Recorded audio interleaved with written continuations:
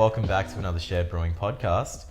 We had a lot of fun last time with our little intro episode, and we're back for another good one and to hang out with you guys and chat all things specialty coffee and enjoying it every day. So I'm Tyler, and I'm here today with good friend and co-host Joel. Yep. Hey, how are we? Welcome back for another good episode. Yeah. So today we're going to be chatting all about our morning rituals and how we love to just really get into the day and take specialty coffee as, the way that we can, a gateway into the day, I think. That starting point. Yep. Just that beautiful starting point to just slip straight into the day. Yeah. Ease into the day. Yeah. So I guess let's start off and actually chat about what are our morning rituals. Yep. I think it's something that can take a long time. It's a very personal thing. It's a very unique thing to you, and I don't think you should worry too much about what everyone else's is.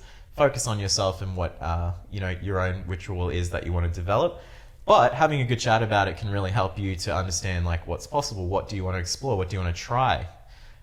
So tell us a bit about your morning ritual, Joel. How do you start your day? Yeah, well, How do you get into the day? I guess the whole morning ritual thing as well is there's no right or wrong way to start your day. Definitely. Especially even if you're not into specialty coffee, if you just have coffee in the morning, there's no right or wrong way, which is something that, I want people to, really think that what they do in the morning and how they consume their coffee that's their thing. And if they love doing it, it's a very personal thing too. Absolutely, yeah. And I think that's also the beauty of coffee.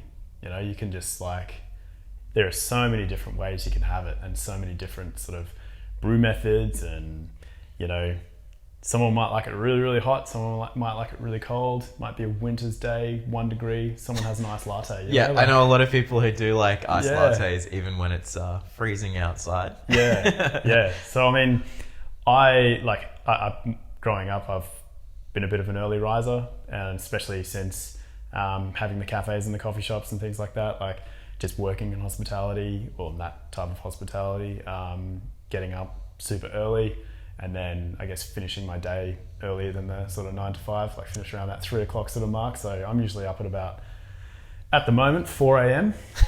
Are you naturally an early riser, or is that? Yeah. I think I get it from my mum. My mum's always gotten up really early. But yeah, I don't know, something about getting up super early in the morning that I just absolutely love. That's good. Yeah. I am definitely not a natural early riser, but I know once I get into a bit of a ritual, or I get back in sync of getting it up earlier, I'm a better person for it. Yeah, I just I love just getting up early, especially now that we've got a little 11-month-old little girl, So Em and Millie will be sleeping, and I sort of just have my me time, and that's what follows into this morning ritual of how I make my coffee in the morning. Perfect. Yeah, well, tell us about how your morning ritual rolls out after that. Yeah, so wake up around 4 a.m. Sometimes I sleep in. I'm not a psycho. Dude, sleep in past 4 a.m. How dare you? Yeah. So obviously everyone's still asleep in the household. I get up. Ever since I've started, selling Brill, I am super glad that I now have that on hand at home, because I literally get up in the morning. So first thing that I do before I go to bed is boil the kettle for Millie's bottles. So the kettle's pretty much full. I get up, fill her bottles up for the day with that boiled water, and then reboil it with a bit extra that I put in the night before for my coffee. Nice. So there's still that little 250 ml mark. A little bit in there for Joel. Yeah. So I put that on, grab my Brill mug and the serving spoon that we've got, and just it takes me 15 seconds, do that, make one. I can just sit down. I go down to my office, just chill down there, drink Brill, and it's amazing. And then after about an hour or so, or whichever time Em and Millie decide to get up, Millie's usually the first one to get up. An hour or so later, once everyone's up in the household, it then allows me to get into a more sort of noisy brew method. So I make myself an espresso based coffee. So I got the Breville twin boiler, as we've mentioned in the previous episode. Yep. So I got that bad boy, and then I got the Baratza Set 270, which I've just recently got a hold of. Love it. Great grinder. Cool. Really, really good. Zero retention. Amazing. Didn't get paid for this, Yeah. Not a sponsored post. So yeah, and to be honest, the Baratza grinders are noisy. Yeah, they are. you've They are got quite them. loud. I've got the Encore, and it's a bit loud. Yeah, they're pretty noisy. So yeah, in the morning, I like to sort of have a few different coffees on hand. So at the moment, my brother's given me a bag of Criminal coffee, which is up on the Sunshine Coast. They've sort of just opened. So he actually works there, and I've got their totally blanking on the name of it, but yeah, I got one of their house blends, and it's, I just run that through the machine at the moment, do a 1-in-1. So I've got my espresso and my flat white. Nice. And it's just making that in the morning. I know it's really nice. I have like a milky coffee, I have my black coffee, and then I also have my Brill first thing, and it's just that sets me up for the day. And the days that I do sleep in, where I don't sort of get that, like, I guess that pre-day setup for myself. Ease into I feel the like day. I'm on the back foot. Like I'm just like, I totally understand. I felt like I've lost half my day. Yep. But yeah, and then I get creative, do some nice little latte out of my flat white. I've got my two green Inca cups that I got from, I think I got them from Josh Russell from Sunday's Roastery. Okay.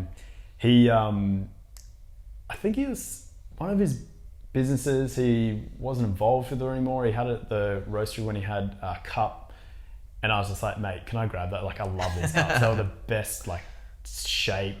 They're small for like just doing a split shot on those, and they're just like I have like one for the milky, one for the espresso, and it's just like, love it. That's good. I think like a big part of enjoying your morning ritual is curating your own equipment and finding stuff that really makes your morning or your day like great. Yeah. We'll touch on that a bit more shortly. I was going to ask as well, like, how long have you been doing that morning ritual for?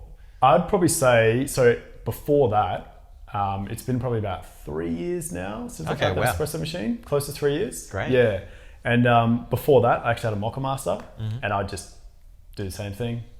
Pop the Mocha Master on, have the, I think it was like a 600 ml extraction. So I had more than enough coffee for the rest of the day. And the housemate that I was living with, he loved the coffee that came out of the Mocha Master as well. So we both just pour ourselves a cup of coffee, have some brekkie. That was when I was sort of less in the hospitality side of things, and I had a bit more time in the morning to sort of get ready instead of having to wake up at super early to get that nice little enjoyment of peace and quiet before heading to work. But yeah, Mocha Master was definitely sort of before that. Okay. So I was on that sort of more sort of filter coffee side of things. But yeah, now, definitely the black coffee side. Yeah, and now that I've got Brill, I can have that really nice black coffee, but then also delve into the milky based stuff when everyone's up in the household. And I also make her decaf cappuccino as well, with some delicious Swiss water processed decaf, which nice. Sometimes I even have one.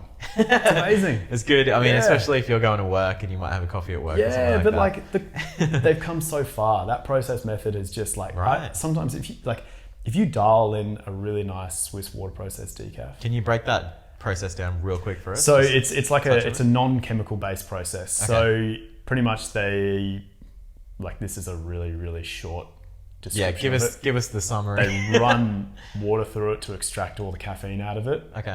Just like the processing method of the coffee. So not actually like what you do at home where you run water through like ground coffee to extract. Yep. This is just the processing method they use at the actual like processing facility. Like with coffee, you've got the wash process, you've got the natural process of how they actually get the fruit off the seed. So it's a similar sort of process to that, but that's how they actually extract the caffeine out of the coffee. So it's Swiss water process. We'll put a little link in the sounds good. in the comments, and people can sort of read up on that. But that's come over the last 10 years. It's come leaps and bounds, and you can get some amazing decaf coffee now that if you put side by side, wouldn't be able to tell the difference. Very cool. Yeah. Well, that's a whole like other world we can definitely like delve right into. I'd love to learn more about decaf. Yeah. No, that's cool. Well, it sounds like though for your morning ritual, you've really honed it over a good couple of years.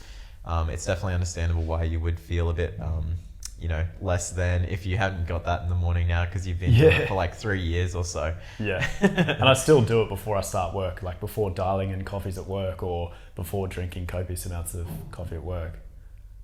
I still do that same morning ritual. So I'm like, 3 coffees deep before I start my day. Jeez. How many coffees do you reckon you have in a general day? No, it depends. Depends what the day holds, but I don't know. There's definitely a lot. Like tasting coffees, because we've got numerous amounts of coffees at industry beans that we have to taste and try and, you know, dial in, and but also just like the account management side of things, going to visit other cafes and things. They're going to offer you a cafe. Yeah, well, coffee, that's it. sorry. I'll help them with dialing in their coffee, and, you know, if they've got any issues and things like that, you sort of help. So you're drinking lots of coffee. Oh my gosh. Just got to make sure you hydrate. Yeah, definitely. Have a bit of a breakthrough and some food. Yeah, it's like a killer when you don't have any food.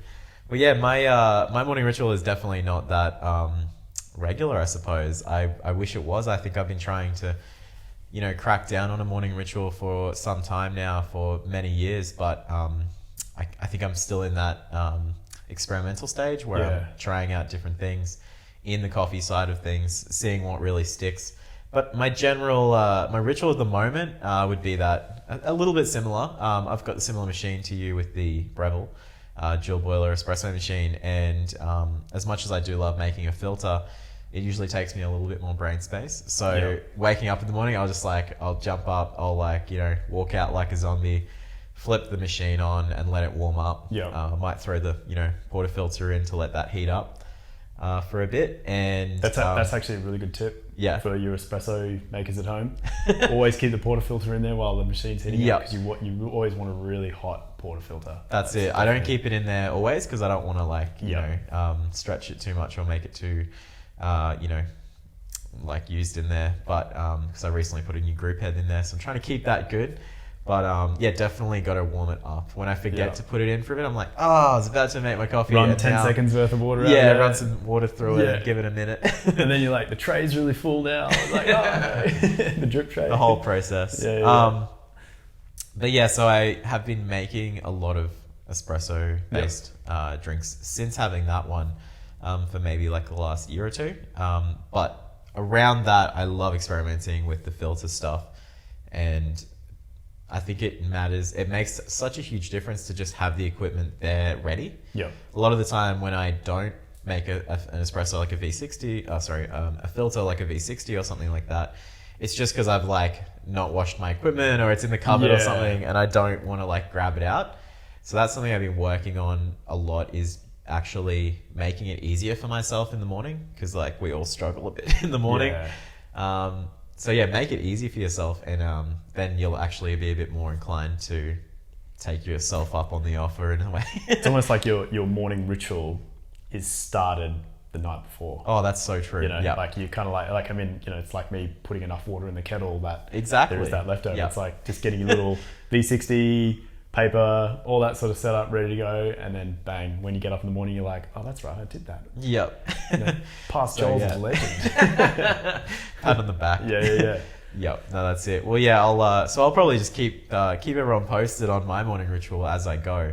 When we did the Shared Brewing live series, I shared a bunch of different methods that I have fun with from time to time. But I suppose I'm just really in that experimental phase of coffee, so it is a lot of change. I haven't found what I want to do every day, but that's part of why I love coffee. It has so many different things to learning.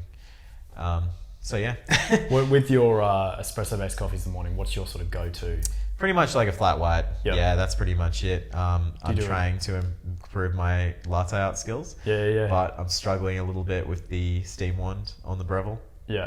When we had the La Marzocco Linear Mini for a while, I was like, oh, this steam wand is insane. So good. Just cheeky $6,000 machine on there. It's just and you're done. I know. Those Whereas this one's 3 minutes later, no. That's definitely the dream kitchen setup, to have one of those. The grinder that I've got is amazing, and to be honest, I probably wouldn't go anything more than that, because it's just quite excessive and noisy, and there's a lot of the simplicity of at-home grinders now is just awesome, and what you can do with them is really, really good. But mini linear on the bench, nice grinder. Oh, so nice. Tamping mat that just folds over the corner. A little inbuilt knockbox. Oh, that'd be RO nice. system underneath the bench. A light, like the Yeah, light in the yeah, Linny yeah, that yeah. comes on for your shot. Yeah. That's so nice. Yeah. The dream. So we're gonna have to like do like dream setups yeah. in the future for sure. Absolutely. But yeah, when it's not espresso, so like I've just been having fun with that because that's not something that I've worked a lot with because I've never been like a full-time barista or anything. So I've been having so much fun actually just like learning about that at home. But when I got into it and my first like morning ritual with coffee as like a, specialty coffee appreciator was definitely V60. Yeah. That really captured my eye and I love like all the different components with it. And now I have like probably 10 or more V60s. Yeah. So I've got like a lot to choose from. Yeah. But I really like having that range and being able to pick my equipment based on my mood for that day. And I love picking my cups. Like I've got a range of old ugly mugs. Yeah. And I love to pick the one that's going to suit my personality for the day. I'll surprise Alex with like you got the mustard colored mug today. Yeah. Lucky you. Yeah. But I mean, I guess that's also like involved in that morning ritual. Like, I mean, but even just generally as like coffee, it's almost like it is a hobby. You've got your Exactly. Like I've got some cups that I bought when I was traveling through South America. When I went through Colombia, I've got these handmade Colombian porcelain cups that are like beautiful, and I've just got them still in my cupboard. Yeah. And I'll take them everywhere. Like I won't ever, throw those out or whatever. Like that is like, that's my like history set of coffee, and like I won't, Millie will grow up and I'll be like, Millie, you take these and you do not lose them. Dad gave me his cups. Yeah. That's an inheritance. That's it. Nothing else. There's a reference to it in this podcast, so in 20 years it'll make sense. Yeah. That's it. Yeah. Like he said in that podcast, and it happened. But I like that's it. Everyone has their favorite cup, their favorite little thing, and I think that's the beauty of it. Where it comes down to like almost like a meditation sort of process in the morning, and it's that like that starting point where you just like everything's blocked out, you're in super slow motion and you're just sipping on that coffee and you're just kind of like, today's going to be a good day. Yeah. Even if your day's not good, it's still going to be good. Well, most of the time though, well. if you have that attitude going into the day, you're going to have a reasonable day, and we'll have challenges through the day, but if you have a good positive outlook with it, you can usually get through those while still feeling okay about the day. That's it. Absolutely. But yeah, no, it is cool to see a coffee can play such a big part on that, or at least, it's not just about the coffee either, but it is about that, just allowing that time for yourself. Yep. Personality, really, having fun with it. And it's kind of like before you even have to decide what you're wearing for the day or anything like that. You can have some fun picking out your coffee equipment or taking a moment to reflect on that. You're sipping on that coffee and you're like, can I get away with wearing my Ugg boots today? Probably not, but But it was a great thought while it lasted. I felt really good with that. Yeah. Cool. Well, I mean, I guess like what sort of brew methods would you be like obviously, your morning ritual sort of, as you said, you're starting to sort of get into that, I guess, more sort of solidified morning ritual, and you're kind of finding which sort of, I guess, brew methods and things you're sort of gravitating towards, which would be sort of like out of the 10 V60. Yeah, okay, it's clear that I like V60. Yeah, like, so which would be some of the ones I would gravitate towards more on a regular basis? I've been having fun with some AeroPress lately. A friend of ours taught us this cool method when we were doing the live videos. It's basically like doing almost like a cold drip or something like that, but you're doing it with an AeroPress and you're doing it with hot water. He puts like 30 grams of coffee in. Yeah, cool. It's for him and his partner. Fills up his AeroPress, doesn't use the top piece, the plunger part. He just literally puts it over a cup, puts a filter in, puts 30 grams of coffee in, fills it up to the top, and then just like goes and does whatever, he's like brush his teeth, grab some breakfast, log into his emails, whatever he's got to do for the day. Lets it drain down, and then he's like, oh, that one's finished, and he comes back and fills it up for a second one, lets it drain down, drip down, and that's like, we call it the lazy man's AeroPress, or like we call it the air over. But yeah, so that's been really fun. I've been having some fun with that one, which is cool. It's just cool to like figure out different ways to use these these tools as well, like the AeroPress.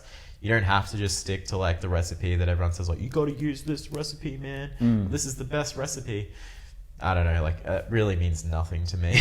I mean, and that's it. Like, you know, like it all comes down to a preference. You know, like that's why I think it's so unique, because you know, you don't have to do it a certain way. People will go, but that's the right way, and you're just like, well, you know, that like, you know, yeah, you get like a really nice flavor profile out of that, and you know, it's you're getting amazing results, but also at the same time, someone might just not enjoy that. They Totally. prefer to have it their own way, and I guess that's the beauty of, you know, specialty coffee and just coffee in general. Yeah, and I think what's cool about that method, I know this is deviating a little bit away from me, but I think it's cool to talk about other people and friends and stuff too. But he's developed that purely from just his own experience and what works for him. Like he's like, I want to set up my email and like go do other stuff and check Instagram while my coffee is making. I don't want to sit there and do it for like ages while staring at that, and that helps for him to get going. Yeah. So I love taking a little bit of influence from that, and it's nice to remember that when I'm not feeling like putting in as much effort to make, say, a V60. Yeah. You want sort of a more that automated approach where you can just a little kind of bit, like yeah. do Sometimes let it sort of. And that's what's cool about the espresso too, is like you kind of like, cool, you grind your coffee, you throw it in, you punch it out, and then you're like done. Yep. You don't have to be like, oh, did it come out okay? Like I still check the parameters of what I'm brewing, but I can tell if it's going to be good a little more than maybe a V60 sometimes. Yeah. And then like, I get that. Like I'll make myself an espresso and I just go, that didn't run as well as I, you know, hoped. But chances are I'm probably not going to do another one because, you know, my little girl's waking up, my partner's up, like we got to get ready for the day. Like, you know, there's a bunch of stuff going on. I'm just like, you know what? I'm just copping it. Take it on board. Still delicious. I still love it, and it's still amazing. But you know, like it's advice for tomorrow, Joel. Do 4, yeah, that's it. I've got like a little like. I want to get actually. This is something that I've spoken to Em about. I really want to get like a little whiteboard that just sticks up above where I've just got like my little recipe thing. What worked the day before, what didn't, and that sort of Perfect. thing. I've got like I usually use like receipts or whatever I can find. I'm scribbling down. Yeah. There's coffee all over the table. I'm just trying to write through it. At the moment, I'm just using a Sharpie on the back of the bag. That's smart, actually. Yeah. Stays with the coffee. And that's it, yeah, because I've got multiple coffees there. It's like, I know, okay, that recipe works on that one. And then, you know, Em's decaf, I'm like, that recipe works for hers, you know, because all sorts of different coffees provide different extraction times and things like that. So. And like, there's two things on that I wanted to say. Like, it's good to keep in mind, especially when you're starting out, that everyone's going to be using different coffee to you and different water. Yep. And different temperature outside. Machines, grinders. Yep. So you can never take exactly what people are saying, like on YouTube or, you know, in a book or anything like that, exactly for granted. You've got to try it yourself. You've got to experiment. And yeah, like also just don't be hard on yourself if it doesn't work out. Sometimes it's like, you know, it's that 50, 60, 70, 80%, you know, good enough. Like you're saying, you're like, I can improve it, but I'm not going to tip it down the sink. Yeah. Some days I'm like, have I ever made a coffee before? That was horrible. What am I doing? And I do spend a little bit more time. Do you ever, you know, actually though, to remake them and like definitely. Like I went through probably about 150 grams of a 250 gram bag last week, where I was just like, nah, I got to get this right. It's underdeveloped. It's, that was espresso. Under extracted. Over extracted. And I was just like, nah, I need to find this. I need to like find this recipe. And also I wanted to tell my brother, because it was from Criminal Coffee, I wanted to sort of just be like, mate, I found this amazing recipe for my home espresso machine. And so I did take it to that next level where I was just like, all right, I'm going to dial this in properly. Yeah. But that's just me being, you know, I guess the skill level and the experience that I've had, that I'm like, I know to like I guess the process of getting it to that next level, like the methods that I need to do to, you know, adjust and make it that. Yeah, you know, the path to exactly get to that perfect coffee, which is nice. Yeah, where while, you know, people at home who might not have that experience, they're just like, what do I do here? Like, I've definitely come up against that wall a bunch of times. Yeah. But I think just persisting with it, and also not being afraid to reach out. Yeah. Like I've had a few people come over and help me out when I've got really stuck, and I'm like, I just don't think I can make anything decent with this. And they might even come over too. Sometimes it's like, yeah, it's actually really hard to dial in. Yeah. And you're like, okay, I'm not that crazy. Other times they're like, you know, one go, and they're like, you know, ready to here it's good. I'm like, just a okay. banger. Yeah, just an absolute perfect cup. No, that's good. Yeah. Yeah, but yeah, so sorry, tying back to before the question you asked me, which I sort of skimmed over, but I have been trying to AeroPress a bit, Yep. V60 a little bit. That's my kind of fallback. I Yep. love coming back to V60. I feel like there's a lot to learn, and I've also been delving into Chemex a fair bit, which is nice. Yep. So those are kind of been complementing. So there's pour over type methods. Yeah, I really love the pour over methods, and I also have been just loving as well. If I have to jump on a video call or something like that, I don't have time even to make an espresso. I love, your Brill instant specialty coffee, even your single O parachutes. Just kind of absolutely. like, they're like a little nitro sealed ground little bag of coffee that you can just do a quick pour over. You do 3 lots of water over it and it's like done. It's a crisp coffee. It's great. Yeah, and I mean, like, pods are now coming. Like, people are breaking the barrier of like innovation with these type of things, and like, it's something that I'd be like, nah. But then there's like some people who are doing some pretty amazing stuff with them, and like, they're really pushing that boundary, and like it's the same sort of way with like the way farmers are treating their crops and things like that. Like, there's so much innovation and things that are people just really like breaking the barrier in all facets of coffee, where it's like from the soil, from the, mixing 2 varietals of plants and things like that, to then, using some sort of different, I guess, tool or extraction method or something like, it's like there's just so many like variables and changes to make this, like, and people are pushing those barriers, and it's amazing. Yeah, very exciting. Well, I think that's been pretty damn good to chat about. Yeah. And I'm sure we're going to touch on the morning rituals so much more in the future. I'll keep you posted about mine.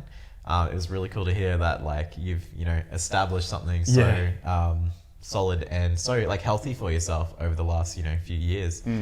But also we'd love to hear about your morning rituals. So if anyone else out there has got a cool little morning ritual they'd like to share, or if they're working on it, like if they've just recently got into specialty coffee and they've kind of been trying to figure out how that works into their day, let us know. Like, fill us in with some stories. We'd love to share them with our audience as well. And I think it can inspire people to get into it. Absolutely. And like, seriously, like, we're really encouraging people to do it, because we will touch on other people's methods in future episodes as well, where, we want to sort of like talk about those methods and really sort of showcase how people have really different, brewing techniques, or just, and like, not different is the word, just unique.